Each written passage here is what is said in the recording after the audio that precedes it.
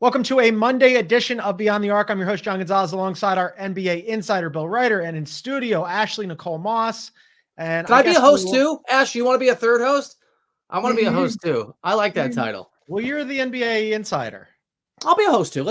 I like it on HQ when they call us hosts. It makes me feel really important, Ashley.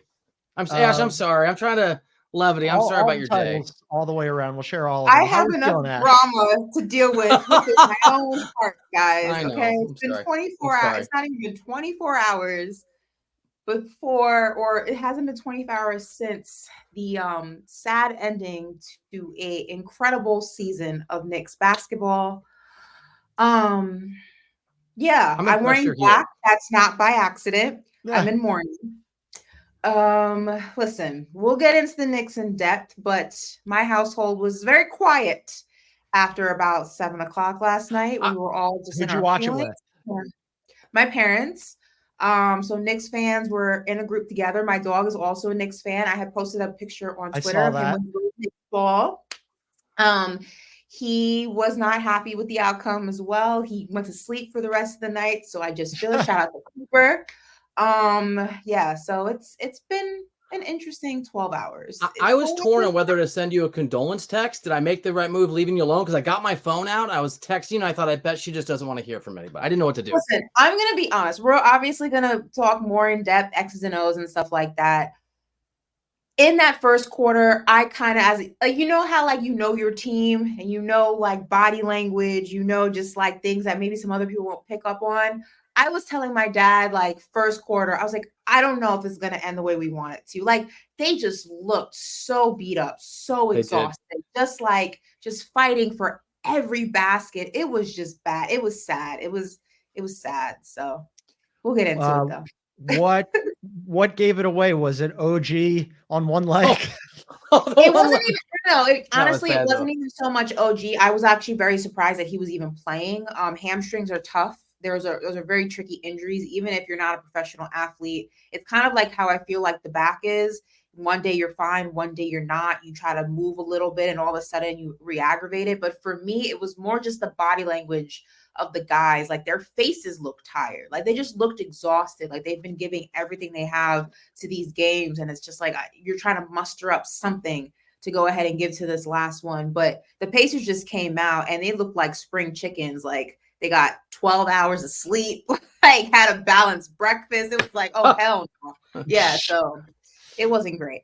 Well, we're going to get into, unfortunately for you, we'll get into it later about why it wasn't great. Later in the show, we'll discuss that, and we'll also discuss the Mavs taking out the Thunder and advancing to the Western Conference Finals. But first, we're going to start with the second of the 2 Game 7s from Sunday, the Nuggets and the Wolves. What a game this was.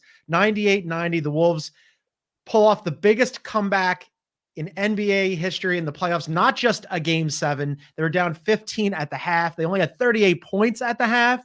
The Nugs were up by as much as 20 in this game. It was absolutely ridiculous. So for the 6th straight year, gang, we're going to have a new champion. Just the second conference finals in franchise history for the Wolves, along with the Pacers. Among the remaining teams, they're the only 2 without a title. Ant and Kat talked about it afterwards, about all the losing that they've gone through. Very interesting exchange here. This is for either one of you guys. And usually in NBA history, it says you have to lose and lose big before you win. What is it about this team that says we lost last year? Yeah, but that's different. You have to lose at a bigger stage. Usually, teams usually. It's the playoffs. We lost last year. We lost the last 2 years. Shit. God damn. How much more we got to lose? Yeah, how much you want us to lose? We're losing for 20 years. I mean, that's just the truth, dog. God damn. What makes Which voice is that for Kat? Is that Kat's voice number 4, 3? He goes high. Fun stuff from them. I think that this is a really exciting time for Minnesota fans. Less excited, however, was one Michael Malone after the game. He wasn't quite as happy as the other 2.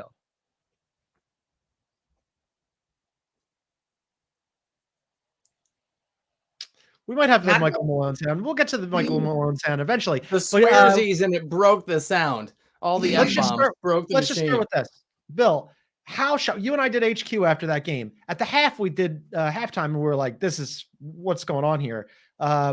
how blown away are you by that comeback and by the series? I mean, look, I'm not as stunned as everybody else because I just think you throw out everything you know in a game 7. But being down 20 against the defending champs on their home court, it's pretty astounding. And the turnaround that Anthony Edwards had in the second half, he was just abysmal in the first half. So Murray finished 34? If you had told me that Jamal Murray was going to score 24 points in the first half and in the mid 30s over the course of the game, and that Jokic was going to have dominant performance, I would tell you, and they were going to hold whatever team came into their building in a game 7 to fewer than 100 points, be like, oh, that's a wrap. That's ball game. That's it. So for me, credit to Minnesota and credit to holding Denver to 90 points. We've talked about that all year, that they play through their defense, best defensive team in the NBA. And there's a lot we can get into. Naz Reid was amazing. I'm sure we'll talk about all of it. The defense of the Timberwolves and the willingness not to give up and to keep fighting, even though they were getting their what's kicked in that third quarter, incredibly impressive. I guess defense does transfer, and at this point, it's hard to doubt what Minnesota can accomplish in the next series and the series beyond if they get there. Yeah, I think for me, the biggest thing that I took away from that was, Denver's never really been known to be a deep team, although I do think they were deeper last year when they won the chip than they are this year. They lost, obviously, Jeff Green. They lost Bruce Brown, which I think ultimately hurt them in some of these close game scenarios and some of these games where you're going against a team like the Minnesota Timberwolves that I believe has more depth, right? But also I think what I was surprised by the most was Anthony Edwards didn't have like this exceptional first half, right? The game plan really was to go ahead and double team him, but then Jaden McDaniels said, you forgot about me over here, and I'm going to teach you a lesson right now. So he had over 20 points from him, but you look at the way that this team kind of shot and the way that this team played. Mike Conley had some ball time. Even Rudy Gobert was making threes. Now, outside of the fact that Rudy Gobert is not a shooter like that, I mean, the fact that the Denver Nuggets went ahead and left him open, you can say, well, he's not a shooter, so we leave him open. But when you saw he hit some of those shots, you probably should have gone ahead and defended him a little bit better. The biggest thing for me that I took away from this was the difference of team basketball. And Kat said after the game, he said, we don't have a big 3, we have a big 15. And he said that because he knows that the reason that the Timberwolves were able to pull this out was because their main guy wasn't playing well that first half. He was able to turn it on in the second half. But the reason they stayed in this game and were able to push through all the trials and tribulations was because they played team basketball, which was direct contrast to what the Nuggets did. Jamal Murray and Jokic had zero help out there, and I believe that's ultimately why they lost this game. I thought the bigs, I'm glad you brought up the bigs and Gobert, especially because I thought the bigs were really good. Joker had a good game, but he had to work for everything that he got in that one. And like you had Cat was good offensively and kept them in the game in the first half. Then in the second half, he goes into foul trouble. In comes Naz Reid. Naz Reid looks really good. Gobert had a pretty good game. And also at one point, Gobert had a turnaround jumper that was like absolutely ridiculous that everybody was probably like, no, until it goes in. And then they were like, that was amazing. Yeah. And so that provided another pretty funny moment from Ant and Kat about what they were thinking when they saw that shot go in. Yeah. I mean, I don't even know. Turnaround. I think when Rudy hit the turnaround, I was like, yeah, we probably got him. God is with Because us. I know that'll kill you. I know that'll kill your whole. That'll kill everything. Yeah. Hey, Big shout out to Big Rue, man. Big Rue hit the turnaround on their ass. on God's day too. I think that's when I knew we had him once he hit that turnaround. Oh my God. That's hilarious. I love these guys. On the Lord's Day. On God's day, let's go. Laughing about Gobert's offensive game, but also, I mean, it's true. It was especially in the fourth quarter, all the momentum was going their way. And you could really see for the first time, because over this run with the Nuggets, we saw the Nuggets so many times start slowly and then just turn it on. And we saw it again in the first series against the Lakers. And we saw it all of last year where it was just like, oh, they'll get it going. They'll be fine. This was the first time this series, and specifically game 7, where it was reversed and the Wolves turned it on. And I was like, oh no, the Nuggets are in real trouble here. That's really interesting. So, well, to a degree, but I mean, yes, in a game, no in a series. Don't, and obviously, Ash, I'm sorry, your Knicks learned this lesson too. Like, don't let games go 7. I mean, if the Nuggets had found a way to win one of those games at home in the first 2 games, and I think you could make an argument that is the same sort of problem of not taking things seriously enough or having enough urgency. We don't get to a game 7. We don't get to a situation where the Timberwolves win 2 in a row to close it out. So you're right, John, but I still think Denver's inability to just be focused and to have that killer instinct nonstop from the moment series begins is a big part of the reason. Give the Timberwolves credit that we got here in the first place. But I think also this is kind of like a testament to how just crazy the series has been, right? The Nuggets go down 0-2 at home. They don't defend home court. You work all season to get home court advantage. Then they go ahead and go to Minnesota. Jamal Murray all of a sudden decides he wants to be Jamal Murray again. They win 2 there, 1 at home, goes back to Minnesota. Minnesota defends their home court. Then you go to 7. And I went into this game thinking, there's a chance the Nuggets lose this because they have not been playing well at home, which is mind-blowing because, again, you work all year to get this advantage, right?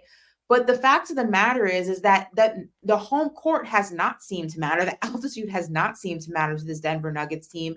But I think the biggest thing is the Nuggets sometimes are maybe, and you see this a lot with good teams. We talk about this with the Boston Celtics sometimes, or most of the time, every playoff series it seems that they're in. Sometimes good teams get comfortable being so good that they don't think they have to work as hard to go ahead and pull out a win, right? And it wasn't until the Nuggets went down 0-2, and you saw this even in the Lakers series, where like they realized each half the Lakers are leading, and they say, oh, we should probably start actually playing basketball now. Let's go ahead and like get this over with.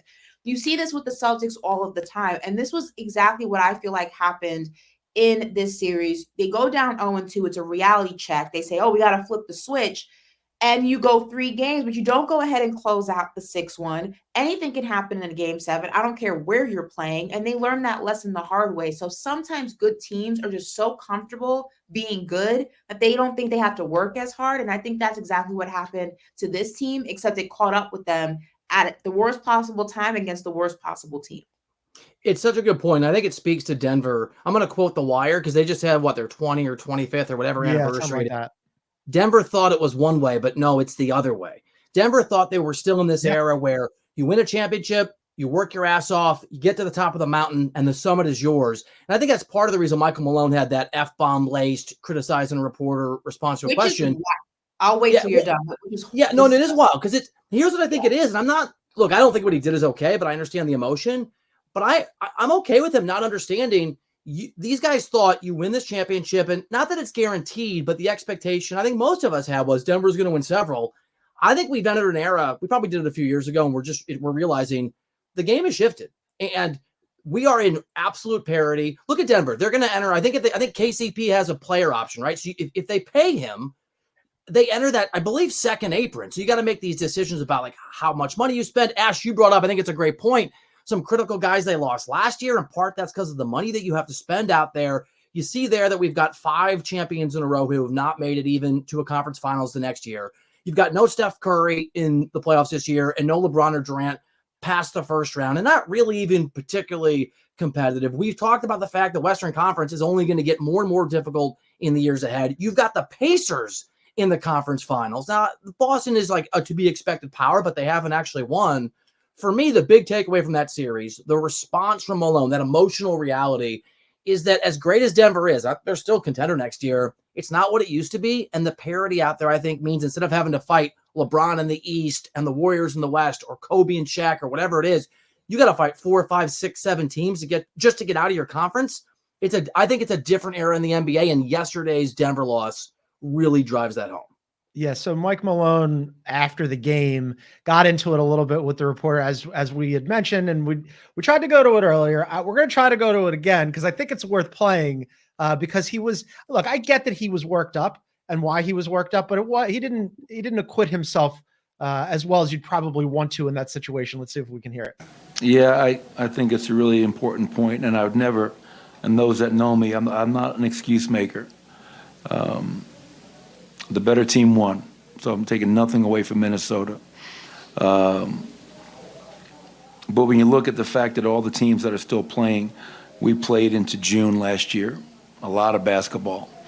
And then we had to play our guys, our main guys, unlike last season, through game 82 to secure the number 2 seed, whereas last year we were able to rest down the stretch. And I think the run last season and coming back, and the amount of minutes that our starters had to play, I think mentally, emotionally, physically, I think guys are gassed. They're dead tired. They gave me everything I could ever ask for.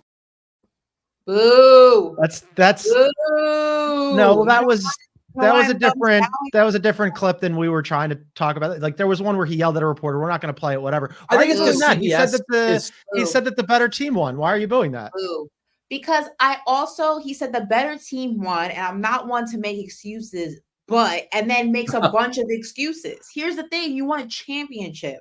I'm not taking the whole championship fatigue thing. June was almost a year ago. We're in May, and we're deep into May. It's May 20th. Okay. We're not talking about, the playoffs come and it's October and you just won a championship in June and you haven't had an off season and it's just been back to back. We're talking about nearly a year later. You've played an entire season. You played a successful season. You got through a series against the Lakers where you were trailing at the half in every single game. You got out of that one. You were able to have a good standing before you even played that series so that you were in the better position in that series. I'm not trying to hear it. We're talking about I literally had a Knicks team that lost 5 rotational players before the second round of the playoffs even began. I'm not trying to hear about boo-hoo, the reigning champs didn't go ahead and perform like the reigning champs. You didn't lose because you were fatigued. You lost because your defensive scheme sucked, and you lost because you didn't play team basketball. I'm not trying to hear it, Michael Malone. Joker looked pretty tired. He played all but 1 minute. Tired, John. He always looks like that. Let me triangulate this because Ash is right and Michael Malone is right and wrong. Championship fatigue is a very real thing. In the second or third or fourth, like the fourth year that you're trying to win another, the reason the Warriors lost to Toronto, I think, is because they had done that for 4 years in a row. So this is a real thing. If Denver had made the finals this year, I think, and next year they ran out of steam. But coming off your first championship, I mean, there have been plenty of teams that have made back-to-back finals or won multiple finals, and then it catches up. I do think it's a real thing, but I'm with Ashley. Not yet. Not now. And That's just Michael Malone being a bad sport. He always looks like he got a breath. He always looks like he's sick. Pretty good. He always looks like he wants to go to. He always plays like that. I'm not buying. He looked tired. He played really well. He played all but 1 minute. He had a double-double with 7 assists. He did look spent because they made him really work. I'll say in contrast to Michael Malone, that Joker, the way that he handled himself after the game, he said they were the better team. They're built to beat us. They've got 2 first team caliber, all defense players.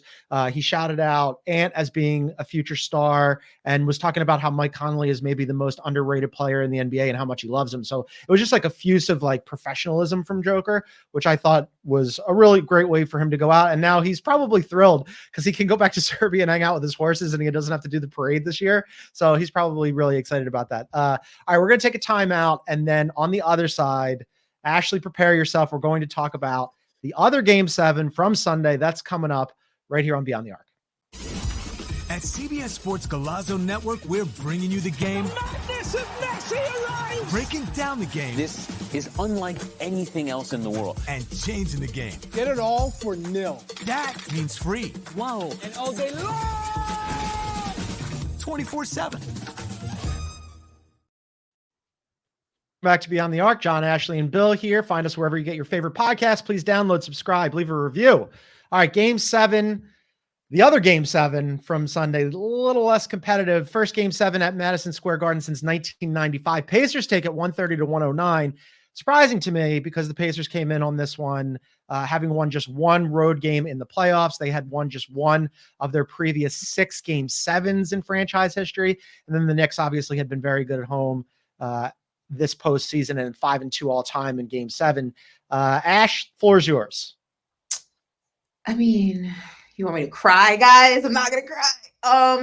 Listen, I think that with this Knicks team, we were kind of talking about the looming injuries and how that would affect their playoff dreams at some way, shape, or form. I was hoping that they would get out of this Pacers series, but in hindsight, not in hindsight, but in reality, I think we all knew what was going to happen if they were to face the Boston Celtics. Now, I do think if this team was fully healthy, that would be a much better series, a more competitive series, but this was the graveyard shift, essentially, like dropping like flies. When Jalen Brunson went back to the locker room, and he did not come out. And then you saw his dad follow behind him, and they said that he fractured his hand. First of all, Knicks fans everywhere were confused, like, when the hell did that even happen? But it just kind of put a bow on just what the Knicks season has been, and that's been next man up, right? Like, you say next man up, but for the Knicks, it really was next man up, next man up, next man up, next man up, and then you have no men left. So I give credit where credit is due. There's no moral victories in basketball. I think that, if you don't win a championship, like Jalen Brunson said, or you don't come close, the series is a failure.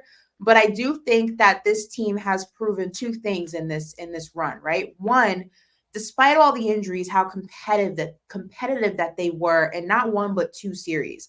And I think that pushes back against the narrative that this team needs to go superstar hunting. And that's kind of been the narrative that's been circulating this Knicks team, I feel like, for the past few seasons. They can't win without a superstar. They can't win without a superstar. Well, we have our guy. His name's Jalen Brunson.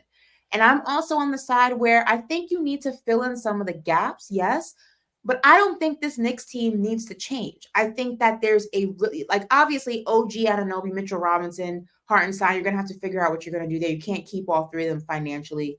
You should go ahead and find another power forward to back up Julius Randle. But I don't know if this team needs to change to the point where you're going ahead and trading picks and things like that to get a superstar or a big name. I think this team is competitive just how they are. Yeah, I mean, look, it's not my heart that's broken, but I agree. And I'll add this to what Ash just said.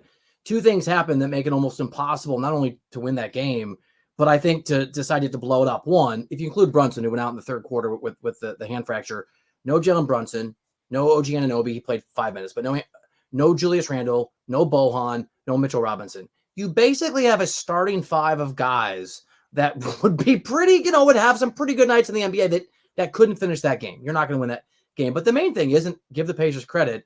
If a team shoots 67% against you in the closeout game, you're losing the game. And I think they hit, guys, 52% from three, and that felt paltry because of how well they shot for most of the game. 54% from the three, and I think 54. Yeah, it was insane. Yeah, we should mention the team that won, the Pacers, because they had the best shooting performance in any game in playoff history, not just a game 7, any game, 67.1% from the floor. That's going to kill you every single time. And also, and yes, they were actually absolutely banged up, as Ashley mentioned, but not a good defensive game from the Knicks. I mean, the guys who were out there did not acquit themselves great. So all 5 starters for the Pacers were in double figures. They dominated the points in the paint. They won the board battle. A 9th game with 30 plus assists this postseason. They moved the ball really well. All other teams combined this postseason have just 6 of those games. So, they got everybody involved. Again, though, to Bill's point, even a healthy team, there's not much you can do to defend if you're shooting 54% from the three and 67% from the field. That's insane. Even if you are fully healthy, you can't stop that kind of shooting. They came out from the gate. They were controlling the pace. The Knicks were exhausted trying to keep up with them before the game even started. They could not miss. Every single shot that they looked at was going in. Everybody was getting a shot. It wasn't just you had Miles Turner only hitting his shots or Tyrese Halliburton. Every single person was hitting a shot. It's just hard to defend a team like that, even if you're not beat up. But you add in the fact that you're not healthy, that your main guy, Jalen Brunson was in and out of the rotation all game, which is unheard of for Tom Thibodeau. He would be playing a full 40 plus minutes if he was 100%. He wasn't. Josh Hart couldn't even reach up. His abdomen clearly was still bothering him. OG, as you guys said, couldn't even run up the court. It was just, everybody was free falling. It was just bad. They were dropping like flies. Yeah, just 5 minutes for OG. He tried. He ran out there, and he got a big pop from the crowd and hit a couple shots, but his leg was taped up in a weird way, and there was no chance of him staying in that game. But the Pacers, nobody expected this to happen. Maybe not even in Indiana. Big glow up for them. They're crashing the party. Nobody wants to in the conference finals outside of Indiana, but it's a very interesting team and season that they've had. Rick Carlisle talked about it after the game about what it all meant. I just told our team, when you win a Game 7 in Madison Square Garden, you've made history. It's very, very difficult to do. This is the most raucous crowd in the NBA that I've seen. And we're going to Boston, and Boston's up there too. But boy, today this was really, really, really loud. Enjoy it because you're out of there in 4, pal. Whatever. Oh, so salty. You can't see it if you're listening, but Ashley, when John talked about the Pacers, nobody wants them, made a choking sound, which is basically how. Although I'll say this, I'd rather go to Indy than Boston. I didn't go this. I went up. Barfing sound. Excuse me. Yes, purge. Barfing. Yeah. I'd rather go to Indy than go to Boston in terms of travel for whatever. So not everybody. I'm sick of Boston. I lived there for 4 years. Boston's the worst. I want to say Ashley was talking about. Wait, why? They're gonna. John, go off script. Expand on that. I want to hear why is Boston the worst. Well, okay. So Boston and Philadelphia are very similar cities, both in terms of like structure, architecture, the people, the weather. Like everybody's angry about their sports teams, and they're especially angry about the other team's sports teams. So it's just like it's kind of like looking into a mirror, but it's not a reflection that you want to look at. Well, I'm not from Philly, and I don't want to go to Boston either. And that's they're very similar places. So you don't like Boston because it reminds you of Philly, which then reminds you of yourself. Well, I love Philly, but that's Philly is, that's our place, John. Right? And then Boston is, John, they have their own man. Weird start group. With loving you. Got to start with loving Philly to love Boston. While we're getting off shots about other teams, how did we feel about Tyrese Halliburton, who had a very good game? There was a guy sitting courtside who got him going, who was jawing at him. Probably not a great idea. Afterwards, he had a hoodie on with the Reggie Miller choke picture, which I thought was some pretty top tier trolling against the fan base that loves to troll. How do we feel? I mean, I don't. As you go. I don't mind it, but one thing I don't like about Tyrese Halliburton is that he's one of those guys who, if you look at the most of this series, right, he only talks trash when he's up. A real trash talker talks trash when they're down, when they're tied, when they're up. Like me, I'm gonna talk trash. I was talking trash after Game 6 and we lost. I was talking trash this whole series, up, down, and different. He only talks trash when he's up. And that's why I can't respect him as a troll, because a real troll doesn't care. A real troll is an equal opportunity troll, and he is not, and I can't respect that. Bingo. Fake tough guy, trash talker. I like his game, but that is so real. That is so right. That is absolutely right. Yes. I did a quick pop on with the Rights to Ricky Sanchez podcast, which is the Sixers podcast, the fan podcast, this weekend. And I was actually talking about you, Ashley, and the Knicks series, the Sixers Knicks series, and how you like to trash talk. And I was trying to explain to them how I explained to you guys that I don't bother doing that. I think it's kind of funny because the only teams that I talk trash about are Philadelphia teams. Like when other people try to talk trash about Philly teams, I'm like, no. You're an amateur at this. I'm a lifelong professional. So, but I thought that the Reggie Miller hoodie was pretty funny. I mean, great. I mean, listen, well done. Congratulations, the Reggie Miller thing. But overall, he's not a good trash talker because he only talks when there's a safe window where like he can't be touched from his trash talk. A real trash talker is going to trash. Like Anthony Edwards is a real trash talker because after they lost, what did he say? We're going to go ahead and get a Game 6 and we'll see you in Game 7. And that's exactly what he did. A real trash talker talks when he's down, not when he's up. That's easy. Anyone can do that when they're winning. Just can't respect it. That's all. I think it would be weird to talk trash if you're down. Like, what are you talking trash about? No, that's what most. Whoa, John. That's what most basketball players do. Yeah. Yes. You have to keep going. That's called confidence. I mean, it's weird. Yeah, like I said, it's not my bag. I guess. That's not my bag. That's how that works. Anyway, I will say this, and I know and we're gonna do tomorrow. We're gonna do like exit interviews / what our off season's looking like or whatever. But for Knicks fans right now, hell of a season. That was a super fun team. And we'll get into more of that tomorrow. But I know it's hard to see that right now. But that was a hell of a run. Run it back, guys. Run it back. Yeah, they're in good shape for next year. Minus some Hartenstein issues that we'll discuss tomorrow as well. Quick break, and then on the other side, we will discuss the Game 6 that happened this weekend that was drowned out by those Game 7s. We'll discuss the Mavericks marching on. That's coming up on Beyond the Arc. Two big boys getting ready to play. Big being the operative word here. And here they come.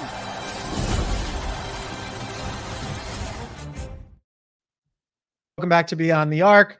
John, Ashley, and Bill here. We're encouraging you to check out our YouTube page. You can find that at Beyond the Arc CBS. Please subscribe, hit the like button, leave a comment. All right, Mavericks. This was a fun series too. Was hoping it was going to go 7, almost did, ended up not because the Mavericks stormed back and won game 6, 117-116, just the third 1-point game in this entire playoffs. They won the series 4-2. It's their second Western Conference Finals appearance in 3 seasons. We had talked before this, gang, about like Luka and his legacy and this team, and what does it look like if they don't make it out of the first round? They made it out of the first round. What does it look like if they lose to the Thunder? They're going to have a lot of questions. They beat the Thunder. Now they're marching on. They're in the finals. Pretty nice season for the Mavs so far.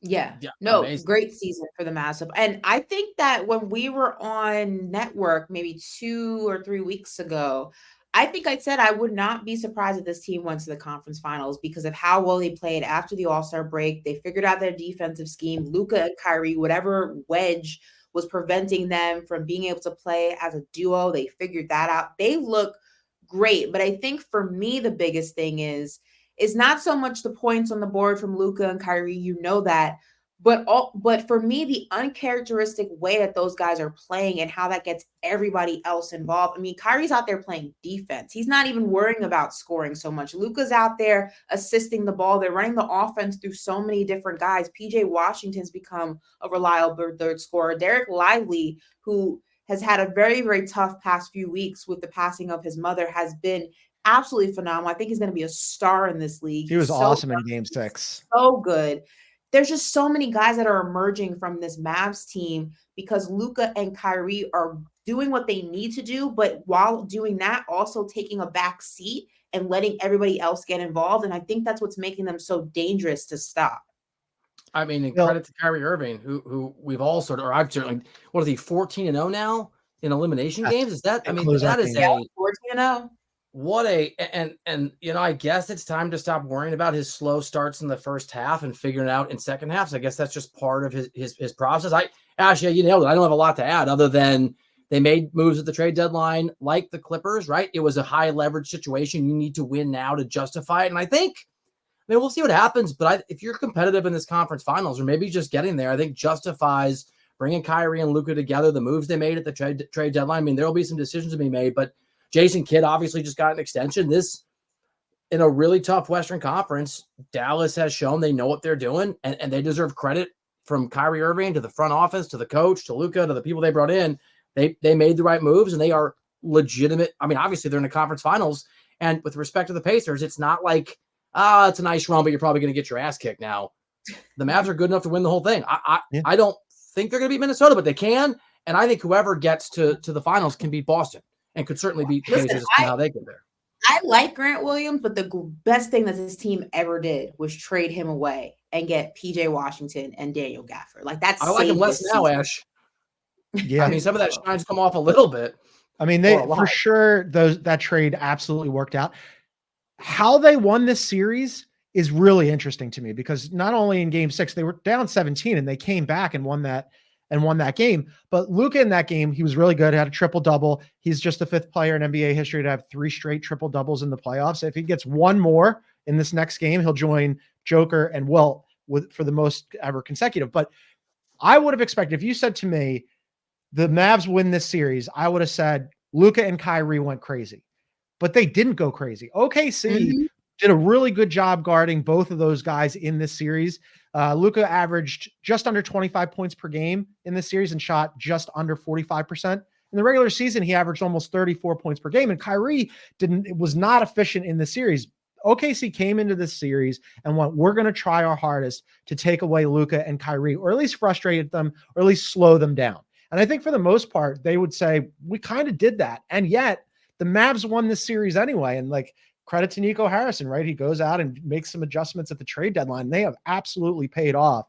I'm just kind of floored by like what a team the Mavs have become instead of just being about principally and primarily and only 2 dudes.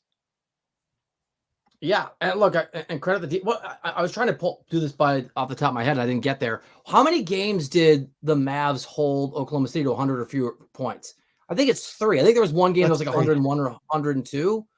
But I mean, we have talked a lot about the Mavs defense and how extraordinary it's been going back to March. And this is a Thunder team that was top 3, top 4 in both offensive and defensive rating. Yeah. Boston. I mean, on paper, Oklahoma City was an astounding challenge. And the ability for Dallas, who were mediocre to bad defensively for much of the season, to win multiple games in a 6-game series because of their defense, largely because of their defense. I mean, that's a testament too to just what they put together and what they locked in on at the end of the year, Ash, that had you thinking, okay, like maybe Yeah. it turned out it is. Listen, I know, it's a scorer's league and everyone focuses on the points on the board and the 3-point percentage and things like that. But for me, the difference in the teams that win a championship and the difference that doesn't will always, for me, lie in defense. And I think Dallas Mavericks figuring out their defensive scheme, how to really utilize Daniel Gafford, how to get Luka and Kyrie to both commit on defense and commit for 4 quarters, has been the game changer in their season and also in this particular series. You always knew that Luka and Kyrie could score points. I mean, if you've been watching basketball long enough, they're scorers. But the thing that you always wonder was, like, could they defend? Could they stop another team from scoring?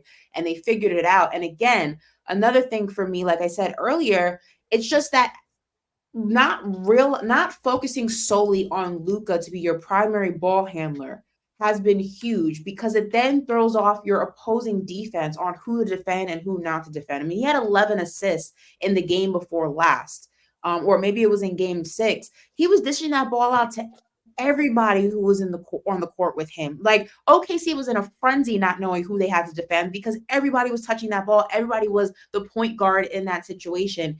It's just been an incredible turnaround for a Dallas Mavericks team that before the All-Star break there were a lot of questions, and we had them here on this podcast. Can these guys play together? Can you even win with Luka? Bill, you were talking about how everyone in the league was unsure of can you win with Luka. I feel like even if the Mavs don't win, getting back to the conference finals changes that narrative for me completely. Yeah, they were in the play-in grouping. I mean, like, they were trying to fight out of that play-in grouping along with the Kings and the Suns, and then all of a sudden they strapped a rocket to their back and figured out, oh yeah, we got to play defense.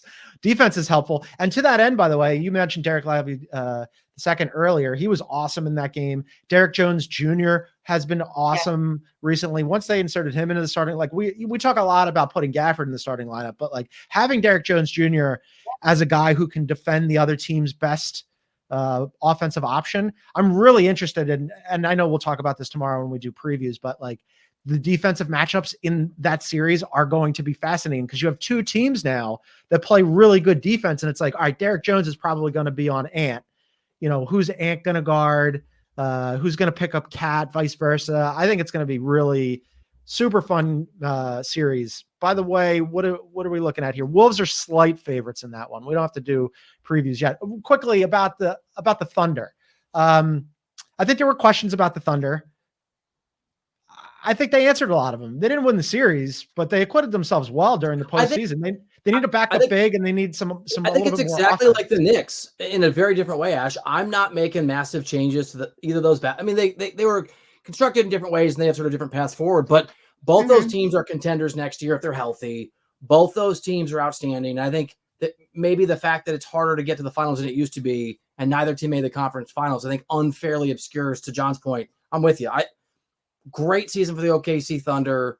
Obviously, they have a bunch of draft picks and they're young, and you would think guys are going to make leaps forward. But the West is going to be tough. And I think one key thing will be whether you're in New York or Oklahoma City or Minnesota, if it hadn't worked out, if they had lost that game, you cannot overreact and blow things up if it looks like it's working, even if you didn't do it in a playoff run this year, next year, whatever. Only question about OKC that I don't have regarding New York. Obviously, in New York, you have to figure out, like I said, the OG Mitchell Robinson, Isaiah Hartenstein situation. You need a backup power forward for Julius Randle. You can't keep all 3 of those guys. But with OKC, I don't know if it was just a bad series or he's not going to elevate in his game anymore. But Josh Giddey, for me, is the big question mark in OKC. He did not have a good showing at all, I feel like, for most of these playoffs. I feel like they had to take him out of the starting lineup. Right. So for me, he's the biggest question mark. Now, again, he's young. Don't know if it was just the lights were too bright and maybe the moment was too big. And it was just he'll get better as he continues to grow and as he continues to develop in his game, or if he's just not the fit for this team at this moment in time. I think that I wouldn't be surprised if by the trade deadline next season, if he's no longer in for sure. season. That's the lever that we've all been talking about, that, all season when we were like, okay, well, what's going to happen in the playoffs? Are they going to close with Giddey? And they decided to not close with Giddey, but for the beginning of the series, they were still starting him.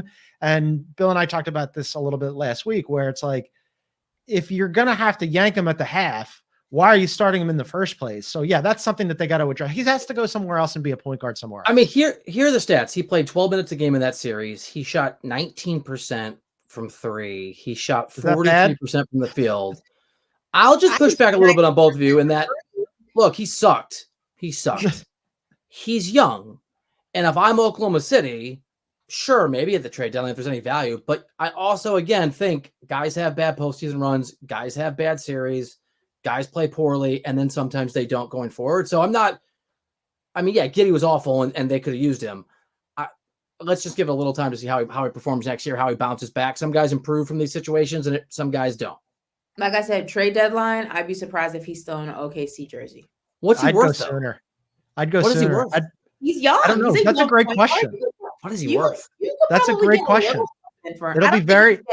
You can't get a star for him, but you can probably get like a second tier. They don't need draft picks. I mean, that's the other thing. What? Here, let me also push back here. They have so many draft picks. Are you really going to get something in return that is more valuable than what you're likely to draft? What about in the years ahead? That's why I think you bundle him with some of those picks and ship him off for some disgruntled star as yet unidentified that some 3-and-D bring guy. Back. And yeah, I mean, we'll see. There's always guys who become available that you aren't expecting to become available. There's no basketball tonight. What is everybody doing with their night off? I'm going to reintroduce myself to my children. I'm pretty, I'm going to cook. I like to cook. I'm a pretty good cook, and I haven't cooked I might even play some tennis, which John has been dodging me on. Oh. Ashley, I'm a great tennis player. Is John ducking the tennis smoke? Little ducking on the tennis, but I don't blame him. I would duck John in whatever sport he's good at. So I would love to play tennis. I also like to cook. I think tonight's going to be one of those nights for me as well, where I'll, make something fun and not watch basketball for the first time. And I don't even remember the last night that I didn't watch basketball. So this will be interesting. Ash, what are you up to? I'm probably going to catch up on all the Real Housewives. Okay. I've not been watching any of them because basketball's been just absorbing my time. So got to catch up on Real Housewives of New Jersey. And I don't know, maybe go to dinner, maybe not go to dinner, but I'm going to maybe read some chapters in the book that I've been pushing aside every single day, saying that I was going to, 30 minutes a day because basketball has been, listen, as the season dwindles down, it gets easier to get back to real life. Maybe my friends will still be my friends after I've kept ducking them because games have been on. Who's gonna drink excessively? Because I can't drink at all when I'm working. I have to get up at 4 a.m, so I haven't really had anything to drink in weeks. So I'm not gonna lie to you guys. I'm gonna get after my kids go to sleep. Dad time until about 9, and then that's just let's go. Maybe then it's Bill time. It's Bill time, John. You both of you enjoy your nights off from basketball. We'll be back at it tomorrow on CBS Sports Network at 2 p.m. Eastern. Don't miss that. We're going to do previews and predictions for the Western and Eastern Conference Finals. Plus, we'll get into the off seasons facing the Thunder, the Nuggets, and the Knicks. But for now, for Bill, our NBA insider, and for Ashley Nicole Moss recovering from the Knicks, hang in there, Ash. I'm John Gonzalez. Thanks for tuning in, everybody. We'll see you tomorrow.